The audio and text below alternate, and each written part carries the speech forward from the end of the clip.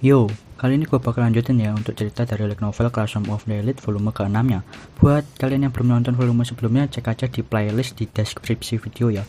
Dan ya, gue ngerangkum satu volume itu butuh waktu yang lama banget ya. Jadi sabar buat kalian yang nagih-nagih di kolom komentar ya. Volume ke-6 ini Ayano Koji ini menarik perhatian dari Ryuen dari kelas C ya. Dan Kushida juga di sini volume ini bercerita tentang masa lalunya. Serta bakal muncul salah satu calon harem baru dari Ayano Koji, yaitu Shina Hiyori. Dan langsung aja kita mulai ceritanya.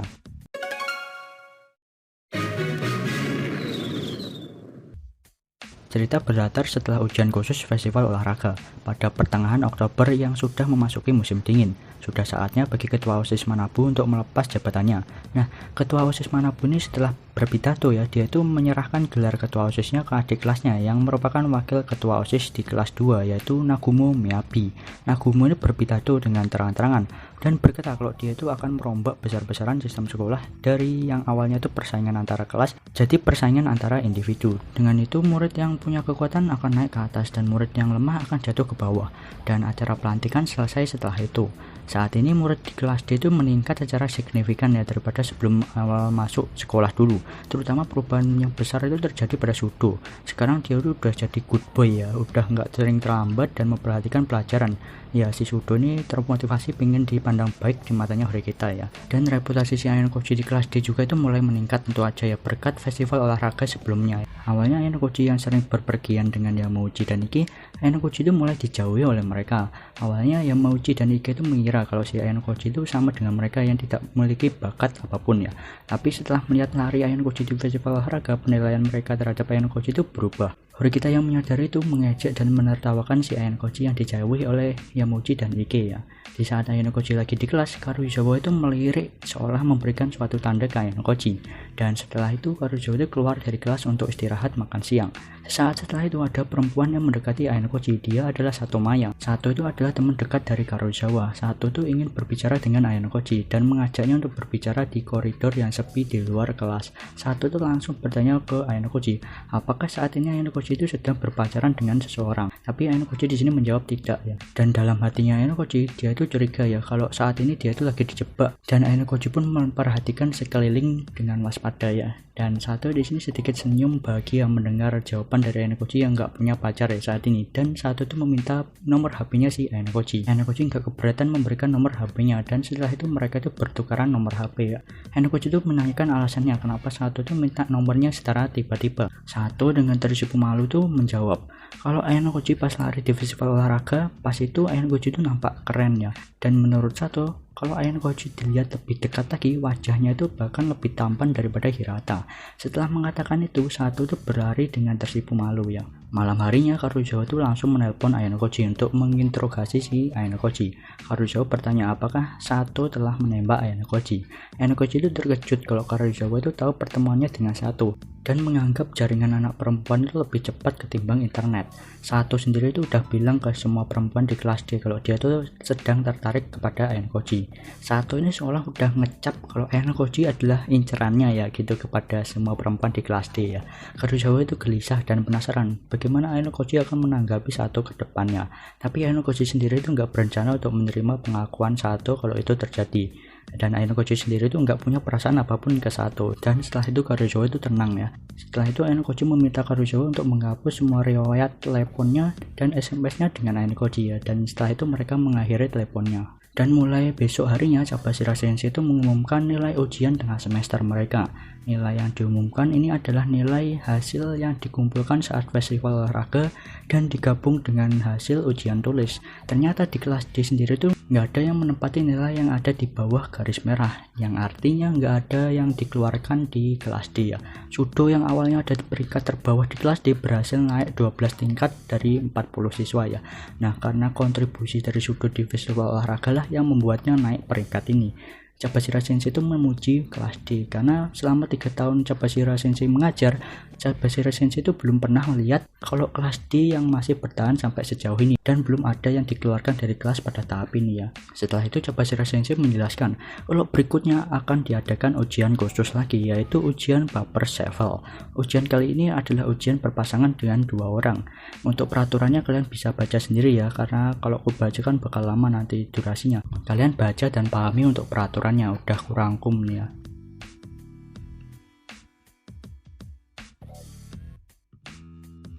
Dan di ujian kali ini para muridlah yang membuat soalnya. Setiap kelas itu menyiapkan soal sesuai materi dan bakal ditukarkan ke kelas lain ya. Jadi setiap kelas itu membuat soal dan setelah itu ditukarkan ke kelas lain. Dan dalam waktu dekat akan diadakan kuis sebelum ujian paper shuffle dimulai. Kata Jabar Series sendiri, untuk penentuan pasangannya nanti akan diumumkan setelah hasil kuis tersebut keluar. Setelah penjelasan Jabar Series selesai dan saat menandakan pulang ya, Horikita, Ayano Koji, Hirata, Karuizawa, dan Sudo itu pergi untuk berdiskusi tentang ujian kali ini di sebuah kafe, dan Kushida juga itu mengajukan diri untuk ikut. Sebelum ke tempat diskusi, Horikita itu berbicara dulu kepada si Ayano Koji. Horikita berkata ke Ayano Koji kalau dia itu dulu satu sekolah dengan Kushida pas SMP. Berhubung kelas mereka dulu itu beda, jadi Horikita tuh nggak terlalu mengingat tentang Kushida. Tapi yang jelas saat SMP Kushida dulu tuh sangat populer. Dan dulu kelasnya Kushida itu pernah ribut besar serta kacau tuh ya kelasnya ya dulu pas SMP. Menurut rumor yang beredar kalau kelas itu hancur gara-gara si Kushida. Kata Ayano Koji, mungkin Kushida menggunakan semacam kebohongan untuk dapat menghancurkan kelasnya dulu. Horikita mengucapkan juga terima kasih ke Ayano Koji karena telah membantunya pas terpepet pas dijebak sama si Ryuen di ujian festival olahraga.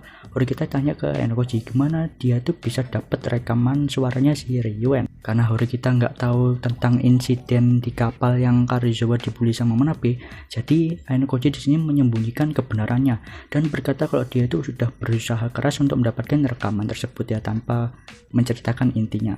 Ayano Koji menyarankan untuk mendeo Kushida di sini ya dari sekolahan karena Kushida sendiri ini sangat meresahkan bagi kelas D. Tapi Horikita menolak ya karena Kushida sendiri itu sangat dibutuhkan untuk kelas D bersatu, walaupun Kushida seperti pedang bermata dua sih ya. Dan sampai di tempat pertemuan mereka tuh mendiskusikan tentang pasangan yang akan ditentukan pada ujian paper shuffle nanti. Menurut Horikita, nilai kuis yang akan diadakan dalam waktu dekat tersebut akan menentukan pasangan untuk ujian khusus selanjutnya. Pasangan bakal ditentukan berdasarkan peringkat, kata si Horikita. Misal peringkat 1 dipasangkan dengan peringkat ke-40, peringkat kedua bakal dipasangkan ke peringkat 39 dan seterusnya gitu. Dan memutuskan untuk beberapa murid menargetkan nilai yang tinggi agar dapat menentukan pasangan yang setara. Horikita juga itu ingin membuat sesi belajarnya untuk mempersiapkan ujian mendatang. Pindah ke sudut pandangnya Ryuen dari kelas C. Ryuen itu mulai mencari orang yang sedang berkhianat di kelasnya yang membocorkan rencananya ke seseorang di kelas D dan membuatnya gagal untuk menjebak Horikita ya. Karena Ryuen belum tahu identitas dari orang yang bermain di balik layar di kelas D, sementara ini Ryuen memanggilnya dengan sebutan X ya. Ryuen itu sangat tertarik dengan X dan merasa si X di kelas D itu memiliki pemikiran yang sama dengannya. Ryuen itu sangat terobsesi dengan X yang ada di kelas D dan sangat ingin membongkar identitasnya. Ryuen pun mengintimidasi serta menyuruh untuk semua anak-anak di kelas C itu untuk diperiksa semua HP-nya satu persatu ya. Setelah melihat ekspresi semua anak-anak dari kelas C, Ryuen pun sudah mengetahui orang yang sedang berkhianat di kelas C. Ada perempuan yang dicurigai oleh Ryuen, yaitu si Manabe. Ryuen itu mengamati Manabe dan Manabe itu tingkah lakunya itu aneh, beda dari biasanya. Manabe yang takut dengan intimidasi yang diberikan oleh Ryuen, akhirnya Manabe itu mengaku kalau dialah yang telah berkhianat di kelas C. Si Manabe ini telah diancam oleh seseorang dari kelas D ya. Seseorang di kelas D mengancamnya akan memberikan foto saat si Manabe yang sedang membuli Karuizawa ke pihak sekolah kalau nggak nurutin apa perintah dari seseorang dari kelas D tersebut. Akhirnya Manabe itu terpaksa mengikuti perintah dari seseorang dari kelas D ini. Manabe cerita kalau pas di kafal dulu, di saat dia lagi membuli Karuizawa, dia tuh kepergok dengan dua anak laki-laki di kelas D, yaitu si Yukimura dan Ayano Koji. Ibuki dan Ichizaki berkata kalau Ayano Koji itu selalu dekat dengan Horikita, serta si Ayano Koji itu memiliki kemampuan lari yang cepat di festival olahraga. Dan untuk Yukimura punya kemampuan akademik yang pintar di kelas D. Tapi Ryuen di sini belum mengambil kesimpulan kalau X itu antara Yukimura dan Ayano Koji. Dan Ryuen berpikir kalau si Yukimura dan Ayano Koji itu hanyalah orang yang digerakkan oleh X dari belakang layar. Setelah itu Ryuen itu menyuruh semua anak-anak dari kelas C itu untuk mengawasi seluruh anak dari kelas D untuk membongkar identitas si X yang bermain di balik layar ini.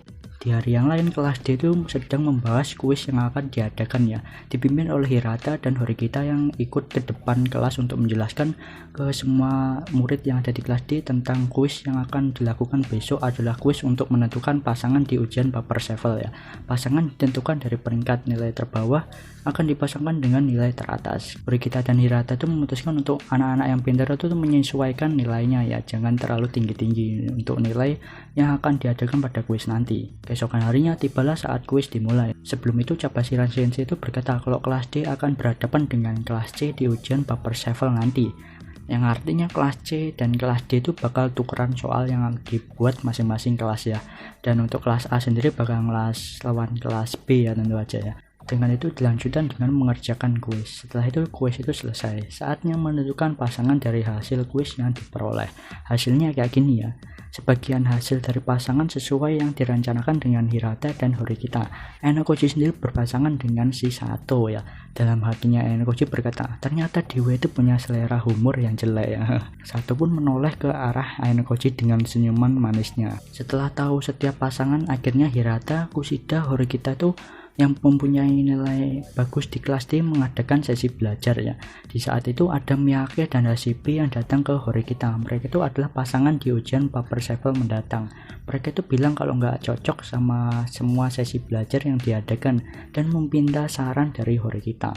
Dan akhirnya Yukimura, salah satu murid terpintar di kelas D, turun tangan untuk membuat sesi belajarnya Miyake dan Hashibi dengan Ayano-koji yang menjadi penghubung antar mereka karena suruhannya si Horikita ya. Ya intinya Ayano-koji, Yukimura, Hashibi, Miyake itu sering mengadakan sesi belajar setelah itu dan beranggapan mereka itu cocok satu sama lain dan jadilah grup Ayano-koji. Ditambah dengan Sakura yang meminta gabung nanti. Kalau kalian pengen denger detail tentang terbentuknya grup Ayano-koji dulu itu pernah aku bahas dulu ya. Kalian tonton aja yang thumbnailnya ini. Kalau enggak tuh cek aja link di deskripsi ya. Aku loncatin untuk pembahasan grup Ayano-koji ini ya untuk mempersingkat durasi. Di hari yang lain Horikita tuh ingin ketemuan dengan si Kushida. Horikita tuh menelpon Ayano-koji pas pertemuannya dengan Kushida dan si Horikita tuh menaruh teleponnya di saku ya, disembunyiin teleponnya. Di sini tujuannya agar si Ayano-koji tahu apa percakapan yang dia lakukan dengan Kushida ya. Horikita tuh di sini bertanya ke Kushida ya dan bingung kenapa Kushida itu ingin mengeluarkannya dari sekolah. Kushida tuh menjawab kalau dia tuh nggak suka kalau ada orang yang tahu masa lalunya dan akan mengeluarkan orang yang tahu masa lalunya agar masa lalunya itu nggak tersebar ya. Kushida itu ragu kalau Horikita itu bisa merahasiakan masa lalunya dari semua orang. Horikita ingin membuat taruhan setelah itu ya. Horikita ingin Kushida bekerja sama dengannya untuk naik ke kelas A.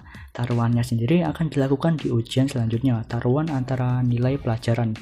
Kalau Horikita yang menang, Kushida harus berjanji kepada Horikita kalau dia nggak akan mengganggu rencananya lagi untuk naik ke kelas D di masa depan. Jika Horikita kalah dari Kushida, maka Horikita akan keluar dari sekolah. Agar nggak melanggar janji satu sama lain, dibutuhkan saksi di sini ya. Saksi mereka adalah Horikita Manabu, kakaknya si Horikita Suzune, yang ada di sini sedang mengamati mereka ya. Kushida kaget dengan kedatangan Manabu yang tiba-tiba ya. Taruhan pun dikonfirmasi di depannya Manabu yang jadi saksi ya. Manabu itu nggak dikasih tahu detailnya dari taruhannya, cuma dijadiin saksi doang, jadi nggak tahu tentang masa lalunya Kushida.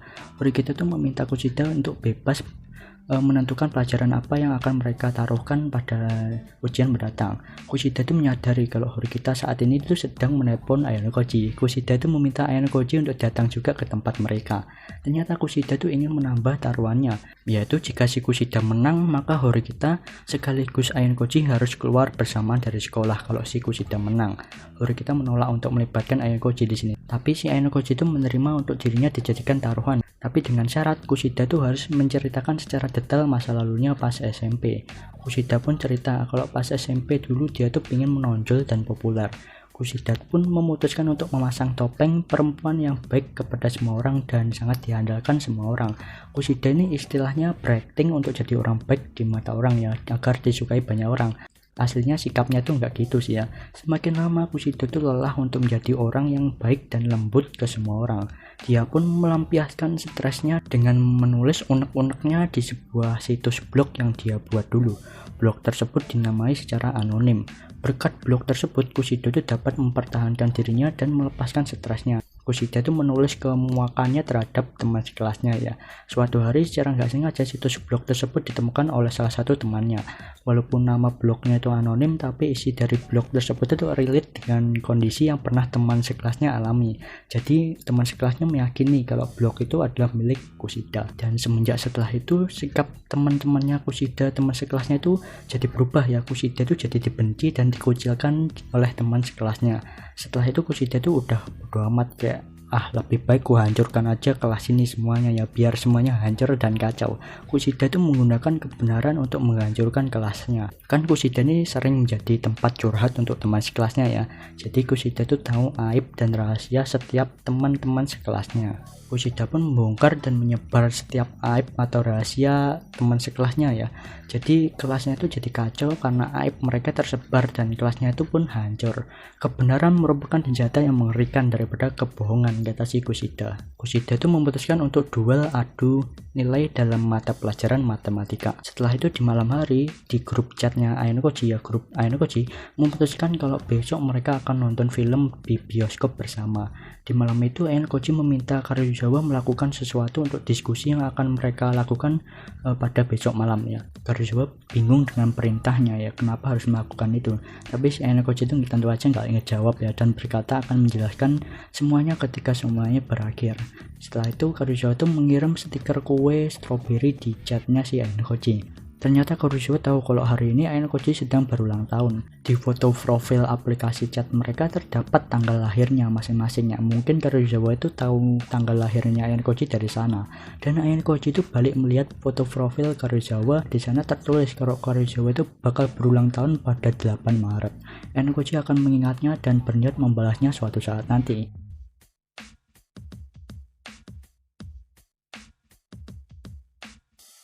Dan sampai pada hari di mana grup Ainokoji pergi ke bioskop.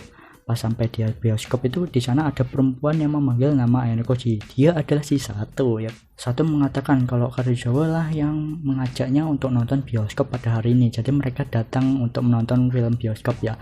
Setelah itu Sato itu dengan wajah sedikit memerah langsung merangkul tangannya Ainokoji dan membuat Sakura yang ada di belakangnya Ainokoji itu bersuara aneh ya. Grup Ainokoji duluan masuk ke bioskop, sedangkan grupnya Karuizawa itu masih bingung di luar untuk memilih popcornnya. Sakura bertanya ke Ainokoji apakah dia sedang dekat dengan Sato, tapi Ainokoji itu menjawab kalau mereka itu kebetulan dipasangkan dalam ujian paper shuffle. Setelah itu Sakura itu nggak nanya lebih jauh lagi. Di sini Yukimura minta kepada Ainokoji untuk menjadi penghubung antara dirinya dengan Horikita untuk membantu kelas di ujian paper shuffle nanti ya. Yukimura ingin ikut dalam diskusi dan berniat untuk membuat soal untuk kelas D. Dan tiba saatnya diskusi di malam hari. Ainokoji, Sudo, Yukimura, Hirata, Karuizawa, dan Kushida itu berdiskusi untuk ujian paper shuffle nanti. Dan tiba diskusi terakhir sebelum ujian paper shuffle. Dalam diskusi ini Karuizawa dan Kushida itu sedikit ribut di sini. Karuizawa menganggap kalau Kushida itu sedang meremehkannya. Karuizawa yang emosi itu menuangkan minuman jus ke arah bajunya si Kushida. Hirata itu menyuruh untuk Karuizawa menenangkan diri dan meminta maaf ke Kushida. Karuizawa yang udah tenang dia itu langsung minta maaf ke Kushida ya. Ya Ainokoji sebelumnya itu menyuruh Karuizawa untuk mengotori bajunya Kushida ya, untuk mengetahui apakah si Kushida itu punya baju atau seragam cadangan apa enggak. Dan diskusi pada hari itu pun selesai. Di saat pas perjalanan pulang ke asrama, Ainokoji itu melihat ada banyak para siswa kelas 1 berkumpul di depan asrama.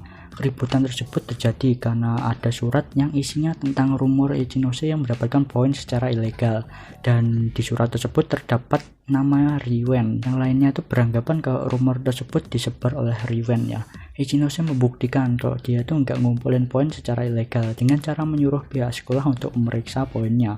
Esokan harinya sekolah itu mengumumkan kalau poin yang ada di Ichinose itu bukan ilegal. Tiba untuk pengumpulan untuk soal yang dibuat oleh setiap kelas. Ainokoji dan Horikita itu membawa soal untuk diberikan ke Jabashira Sensei. Di ruang guru ada si Riwen juga di sana yang sama-sama mengumpulin soal kelas. Tapi ternyata Kushida udah duluan untuk memberikan soal kelas D ke Jabashira Sensei. Dan oleh karena itu soal yang dibuat oleh Horikita itu nggak akan digunakan, melainkan soalnya Kushida lah yang akan akan digunakan karena soalnya Kushida itu duluan yang diserahkan. Riwen melihat itu tertawa terbawa-bawa. Dengan percaya diri, Riwen itu menyatakan kalau kelas C bakal menang di ujian kali ini. Si badut Kushida ini bekerja sama lagi dengan Riwen ya. Kushida itu ngasih bocoran soal yang dia buat ke kelas C, dan Riwen akan memberitahukan soal matematika yang dibuat kelas C ke Kushida agar Kushida itu dapat mempelajari soalnya terlebih dahulu, agar Kushida itu dapat mempelajari soal matematika yang dibuat kelas C ya, untuk duelnya yang dibuat dengan Horikita di pelajaran matematika. Dan setelah itu Riwen pergi dari ruang guru itu. Di sini Horikita nampak tenang karena sebelumnya dia tuh udah nyuruh Jabashira Sensei untuk pura-pura menerima soal yang dibuat Kushida ya, dan memberitahukan ke Jabashira Sensei kalau si Kushida kampret ini adalah racun dari kelas D alias pengkhianat. Jabashira Sensei pun mengerti itu dan menyetujui rencananya si Horikita. Jadi soal Horikita lah yang akan digunakan dalam ujian kali ini ya. Horikita berhasil mencegah Kushida berulah lagi di sini ya. Ainokoji kagum, ternyata Horikita itu udah buat rencana ya, dan bisa memprediksi hal tersebut. Jadi Ainokoji itu nggak perlu bergerak di sini. Tiba pada hari ujian paper Sevel di koridor, Ainokoji itu bertemu dengan si Sato. Sato berkata kalau dia itu agak gugup di sini, dan Ainokoji menyuruh untuk melakukannya yang terbaik di ujian kali ini. Saat itu ada Karuizawa juga di sana. Karuizawa itu mengajak Sato untuk ke kafe dulu sebelum ujian dimulai. Setelah itu mereka berdua itu pergi ke kafe ya.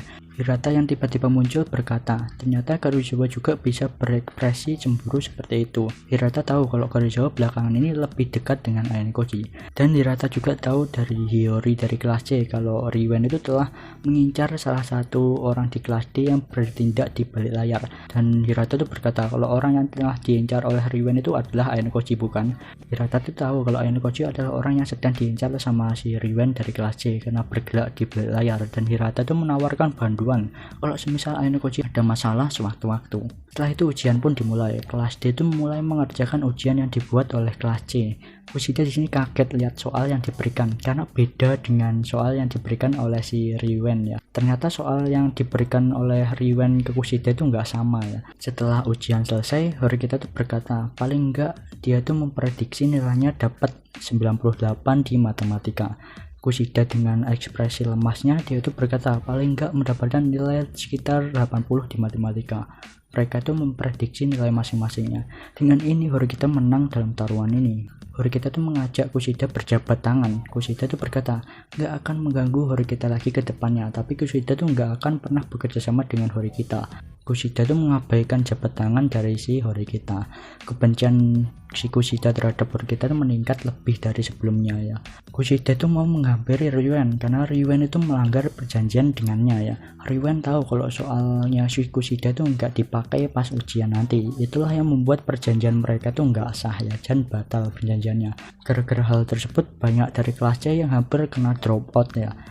Dan kelas D di ujian kali ini menang dari kelas C. Di semester kedua nanti kelas D, kelasnya Ainokoji, bakal dipromosikan ke kelas C, dan kelas C, kelasnya Riwen, bakal turun ke kelas D. Riwen menyuruh Kushida untuk meriksa saku yang ada di bajunya Kushida. Ternyata di saku bajunya Kushida itu ada kertas kunci jawaban yang dibuat oleh kelas C ya. Campur tangan dari X lah yang merencanakan ini ya. Sebelumnya X dan Riwen itu membuat kesepakatan. Ainokoji meminta Riwen untuk mengasih kunci jawaban ujian matematika yang kelas C buat, atau mengganti soal yang kelas C buat. X itu memberikan informasi ke Riwen kalau soal yang Kushida buat itu nggak dipakai di ujian. Kalau Riwen nggak buat kesepakatan dengan X, mungkin akan banyak anak dari kelas C yang di drop out ya. Kushida tuh mengingat saat dia lagi disiram air jus bajunya oleh si Karuizawa sebelumnya ya. Riwen juga tahu kalau perempuan itu adalah Karuizawa yang menjebak si Kushida ya. Kemungkinan saat Kushida lengah ada seseorang suruhan dari X yang memasukkan kertas jawaban itu ke bajunya si Kushida ya. Riwen sendiri udah tahu kalau rekan dari X adalah Karuizawa. Riwen juga bilang kalau X lah yang menyebarkan rumor tentang Ichinose sebelumnya ya, bukan Riwen. Riwen itu namanya dipakai sama si X ya. Riwen itu gak tahu tujuan X itu menggunakan namanya dengan menyebar rumor tentang Ichinose. Riwen menganggap kalau Kushida badut ini udah benar-benar sudah dipermainkan di atas tangannya si X. Riwen juga itu merasa kalau dirinya sendiri juga itu telah ada di telapak tangannya si X ya sejak awal. Riwen itu memperingati Kushida untuk nggak usah berurusan lagi dengan Horikita ya. Kalau Kushida nggak mau di drop out oleh si X ini, Riwen sangat tertarik menarik dengan jalan pikir X ini. Tentu aja si Ryuan itu bakal terus mengejar X sampai identitasnya terbongkar. Setelah itu Ryuan tuh mengirim SMS dan foto ke X ya, dan isi SMS tersebut adalah mengancam akan melakukan sesuatu ke Karizawa. Dan di sini Ayano Koji berpikir kalau si Manabe udah mengaku ke Ryuan ya tentang yang ada di kapal sebelumnya. Dan berakhir sudah untuk cerita di volume kali ini. Di volume 7 nanti bakal seru dan epic parah ya. Jadi ditunggu volume selanjutnya. Itu aja video kali ini dan see you next video. Bye bye. 夢ならばどれほど良かったでしょう。未だにあなたのことを夢